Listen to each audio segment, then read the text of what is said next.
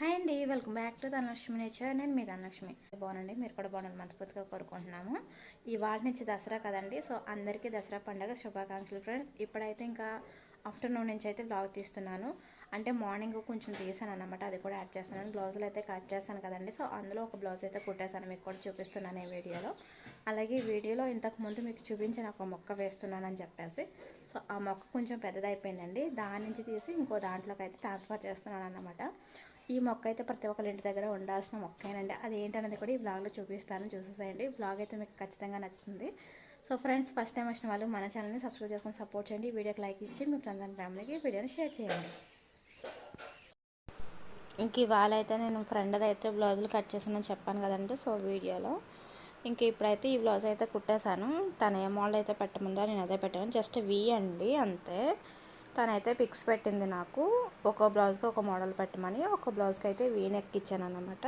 So ఇక్కడ నేను పక్కన మీకు పిక్ కూడా యాడ్ చేస్తాను చూడండి. మా ఫ్రెండ్ అయితే ఏ మోడల్ అయితే పెట్టిందో నేను సేమ్ అదే మోడల్ అయితే ఇంకా కుట్టేశాను అనమాట. సో ఇంకా ముందు కూడా వీ షేపే పెట్టాను. ఇంక వాళ్ళు చేయబోయే పనులన్నీ కూడా మీతో షేర్ చేస్తాను. ఇప్పుడు అది కాకపోయినా ఒక చిన్న మంచి పని అయితే చేస్తున్నాను, అది మీకు కూడా చూపిస్తాను, చూసేసేయండి. ఇంకా ఇప్పుడు నేను చేసే మంచి పని ఏంటి అంటే కనుక, ఈ మొక్క నాటినప్పుడే విత్తనం తెచ్చి నాటానండి. సో అది ఇప్పుడైతే పెద్దదైపోయింది. ఈ మొక్క అయితే నేను అప్పుడు మీకు చూపించాను. అంటే ఫస్ట్ ఇప్పుడు కొత్తగా వచ్చిన వాళ్ళకి తెలియకపోవచ్చు, కానీ ఇంతకు ముందు ఉన్న వాళ్ళకైతే తెలుసు కదండి. సో ఇప్పుడు ఆ మొక్క పెద్దదైపోయింది కదా, ఇంకా అందులో ఇరుకైపోయింది అన్నమాట దానికి. సో ఇంకా నా దగ్గర ఓల్డ్ బకెట్ ఒకటి ఉంది, అది ఆల్రెడీ పోయింది అన్నమాట కింద. సో ఇంకా ఎలాగా పోయింది కదా, దాన్ని మార్చేసుకోవడం విని మళ్ళీ కొత్తది కొనుక్కోవడం ఎందుకని చెప్పేసి దాంట్లోనే వేస్తున్నాను నేనైతే ఇప్పుడు. మీ ఇంట్లో కూడా పాతవైపోయి ఉంటాయి కదా, అవి అయితే మార్చకుండా అందుట్లో మీరు మొక్కలు అయితే వేసుకోండి. అవి అయితే పోవండి, మనకి ప్లాస్టిక్ ఏంటంటే ఒక రోజు కాకపోయినా ఇంకొక రోజుకైనా పోతాయి అన్నమాట. 7 డే అయితే తొందరగా పాడవ్వవు కదండి, మనం మొక్కలు వేసుకున్న చాలా సంవత్సరాల వరకు బాగానే ఉంటాయి. నేను ఇంతకుముందు కలబంద ఇక్కడ పక్కన ఉంది చూసారా, అది కూడా అలాంటి బకెట్లోనే వేసాను. చాలా అయిపోయింది, అది వేసి 4 years అయ్యింది. అది కూడా బాగుందనమాట. ఇప్పుడు నేను ఈ మొక్కను తీసేసి ఇంకా నేను వేసుకున్న బకెట్లో అయితే వేస్తున్నాను, మట్టి వేసుకున్న బకెట్లో వేస్తున్నాను అన్నమాట.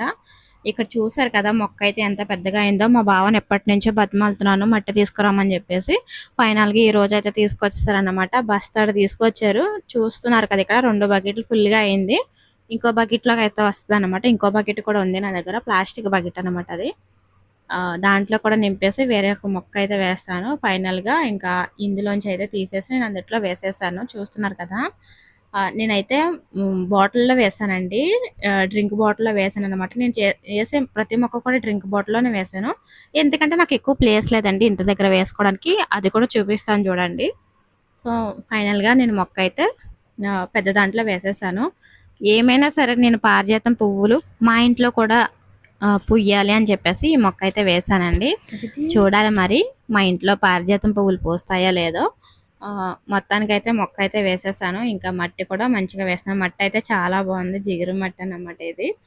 ఇంకా ఈ మొక్కలు వెయ్యిగా ఇంకొక బకెట్లోకి వచ్చేంత మట్టి అయితే మిగిలింది. ఒక బస్తా సంచిలో మట్టి 3 ఇట్లోకి వస్తుంది అన్నమాట. ఇంకా నాకున్న మొక్కల్ని కూడా చూపిస్తాను చూడండి. ఈ మొక్క అయితే చాలా మంచిగా ఎదిగింది అన్నమాట. నాలో సగం అయితే అయిపోయింది మొక్క.